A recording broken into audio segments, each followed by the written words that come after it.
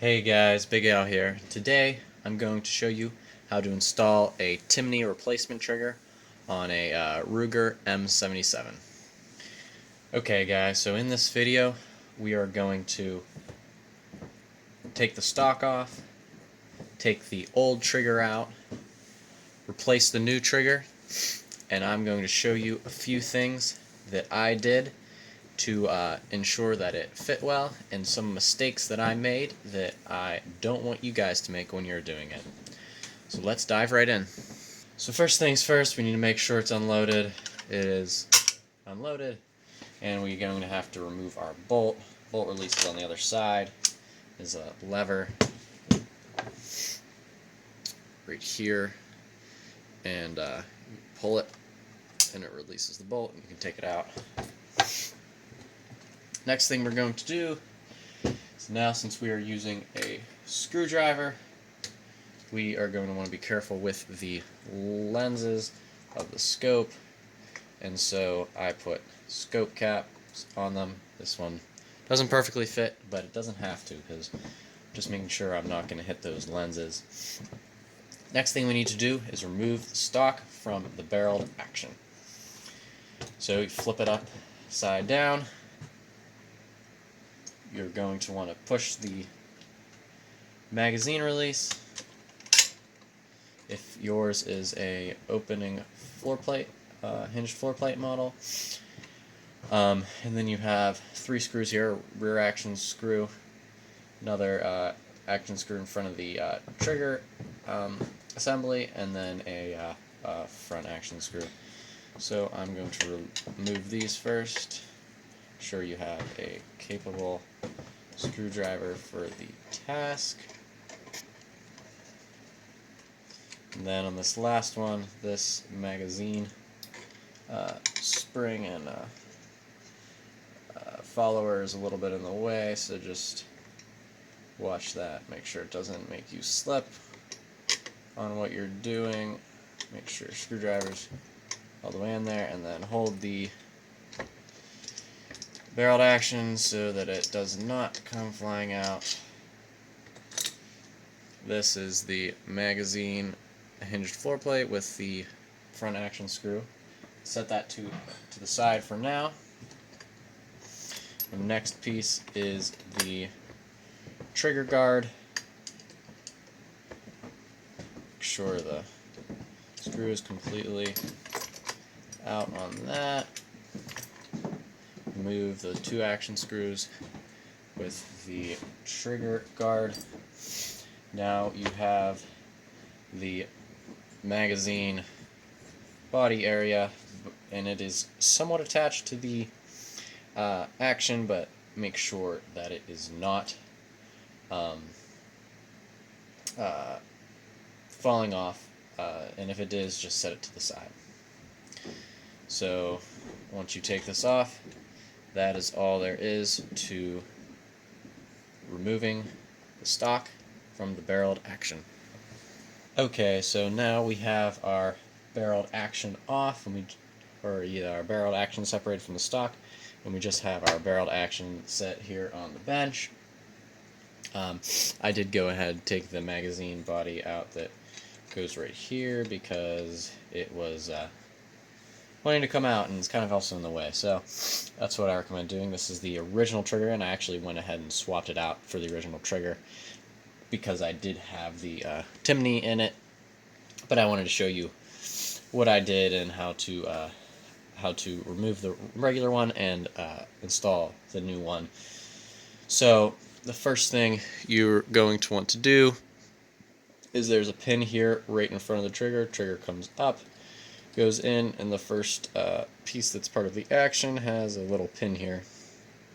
With a 3/32 punch, you can hit that pin right out. There's not much resistance to it.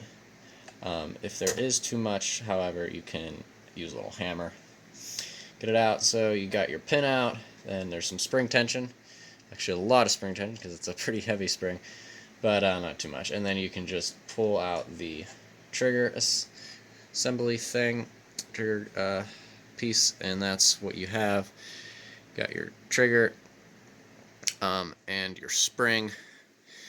And now the second piece that you have to remove is the sear, and it's up there. You can see it's a little silver piece moving back and forth, and there's a pin behind the safety lever. That is the safety right there, that little drum piece that moves around. And then we have the safety lever in the fire position. It is right behind it in the back of the action, and you can just push that right out. That is your sear pin, and there's no spring tension on this, so you do not have to worry about that. And how you remove this, it gets a little stuck, but you can kind of just push it in that way. Then it'll go up into the action, and you can pull straight through. And that is what you're looking at. It has the little ledge. It's the bearing surface for the trigger. Then this little indent thing here that is receives a spring. So those are the trigger spring, and the sear are what you're replacing. You are keeping the sear pin and the trigger pin.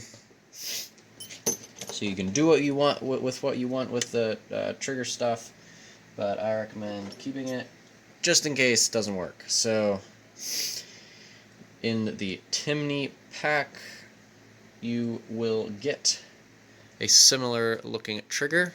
Doesn't look quite like this because I did some unnecessary modifications and some necessary modifications, which I will show you in a second. You will get this. You will get a light trigger spring that will also help with the weight and feel of the trigger, and then a sear. So you are just getting replacement parts for what was already on there. So we're going to do this in reverse of how we took them out. So to install it, you will install this sear.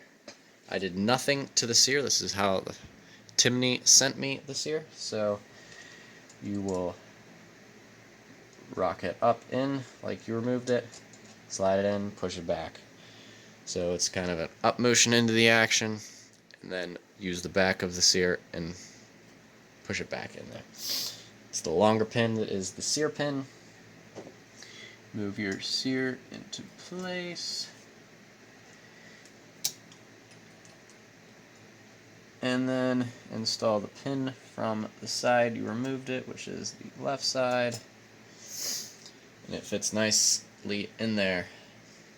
Make sure that little detent thing is pointing down so that it can receive this spring. It will go right there.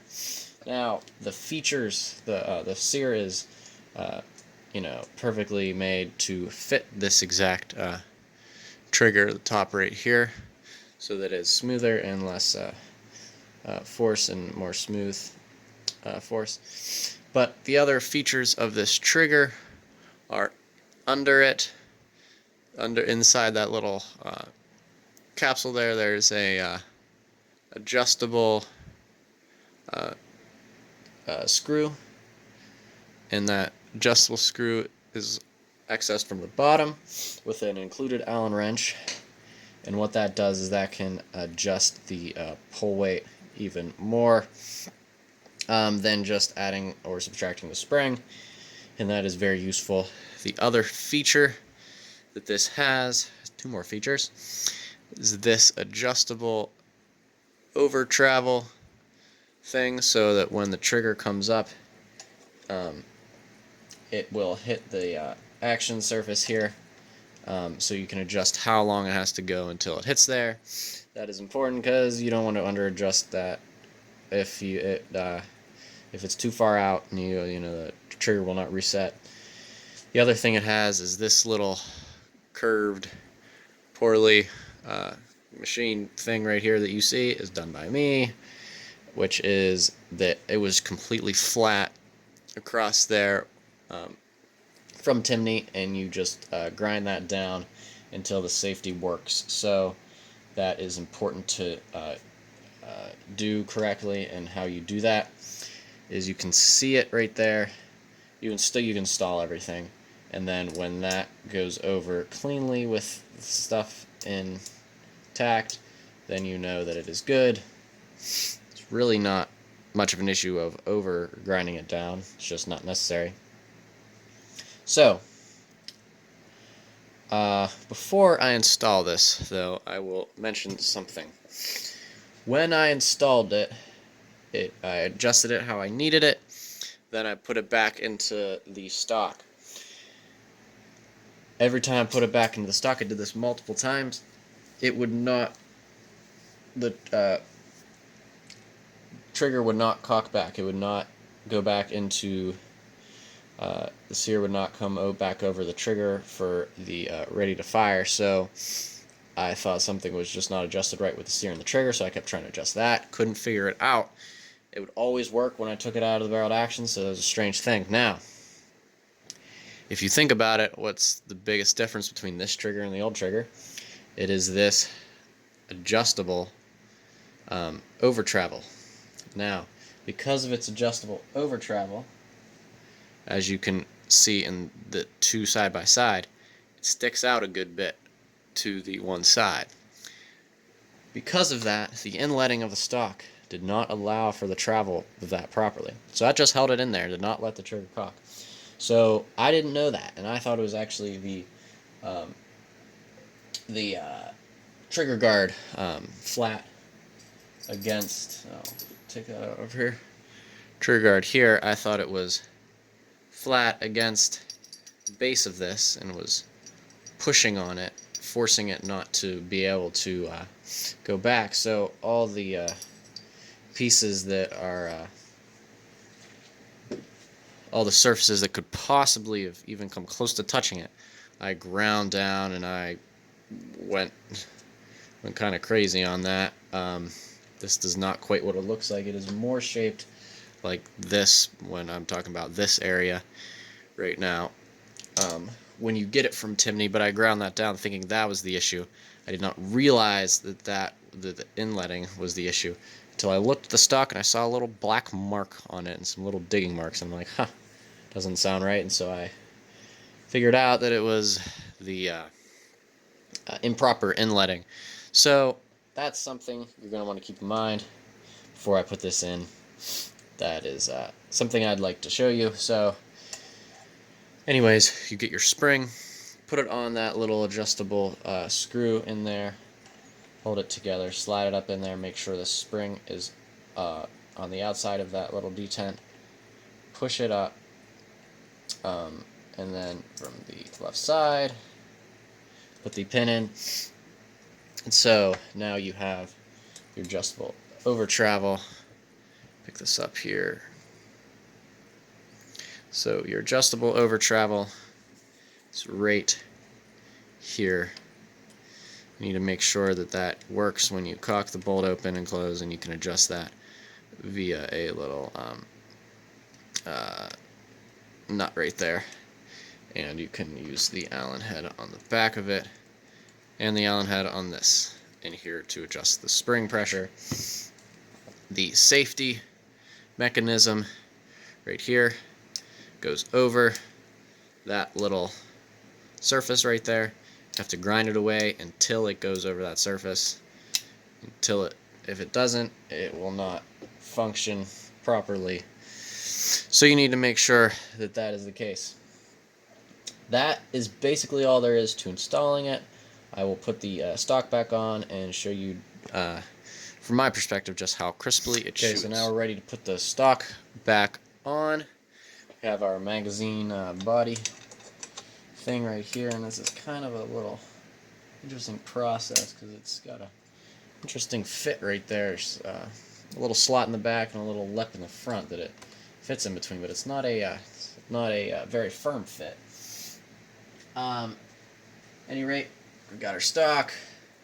And anyways, I ground out. You probably can't even see it, but I ground out the little space that it was contacting with a little Dremel tool, so that I could fit the new trigger in.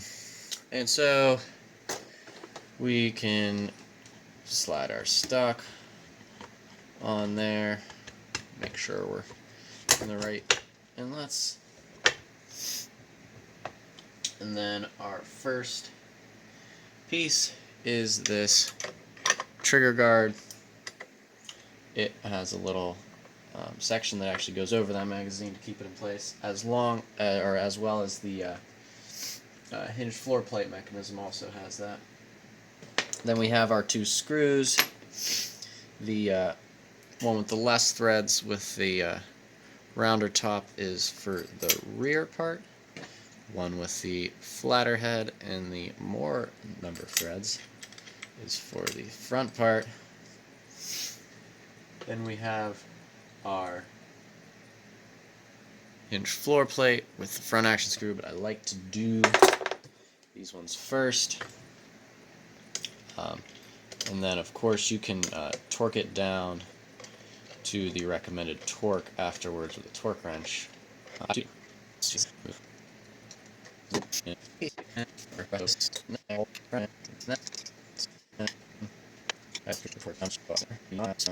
That's how you get the action screws back in their place. Magazine follower down, floor plate snapped into place. Got herself a nice little gun here. Now you can reinstall the bolt with this kind of weird combination I got here with the scope caps. I have to kind of remove them. And then this bolt does not slide into place as easy as some other actions when you get it. There we go. Works nicely. Slides into place. And then it's just very little pressure it takes on that. I haven't measured it, but it's probably, 2-ish pounds, maybe a little more. See if we can demonstrate. Cock it. Get my finger there so you can show how little pressure I'm using. Just not very much, and it's off. It's just smooth. Very smooth. So, that's all there is to it. Hope that was informative and helpful. The reason I did this is because this factory trigger with this heavy spring and the way it mated with this sear right here just was such a bad combination. It was surplus of 6 pounds of pull weight, and I was reading some stuff on how to lighten the trigger, and how to stone the surfaces, and lighten the spring, or replace the spring. And from what I read, it's not the easiest task. I had done some others before that were a little more simple in that, but there's one that's a little more risky. And so I didn't need to do that, and I probably couldn't even have got it as good as this Timney. And not as adjustable, obviously, because it doesn't have the over travel adjustment or the adjustable spring. And I am not a top-level machinist at the moment, so I cannot just do all of that. So I got the Timney. You can get it for, I think, just over 100, 120 maybe dollars, and you can put it in. And so that improved that 6-pound trigger, and it actually goes down to 1.5 pounds, but I wanted it a little over. I'm actually going to turn it up even more to the max that it can go, which is like to 3. I think it's about 3. Because this is a hunting rifle. It's a 20-inch barreled 243. It's a hunting rifle, but for load development and such, I have it low so that I can have a nice crisp pull on it and doesn't manipulate the gun. So it's very good. I definitely recommend this trigger, and all the slight modifications that you have to do to get there are definitely worth it. So I hope you enjoyed this video. There will be more coming out on this guy. I already had a scope installation video on this, and this is a good scope. I've already started some of the load development on this. I did not video those, but I will video some future ones. That was just the initial stages to see what it liked, and it seems to shoot pretty good. I might also post a video on free floating the barrel. I'm still not 100% sure if I should do that and bed it or just free float it from the start. So we'll see. It's got a pretty short barrel channel there. It's not the biggest thing, so it shouldn't be too difficult. But we'll see if it's even worth it. I don't know if it's fit securely in there. So just trying to improve some of the accuracy. With that, I have a lot of different bullets I can use in 243 loads. But yeah, so stay tuned for those videos. Make sure you're subscribed so you can see them when they come out. And make sure you give this a like and comment if you have any opinions or suggestions or questions. I hope you enjoy the rest of your day, and we'll see you on the next one. See ya.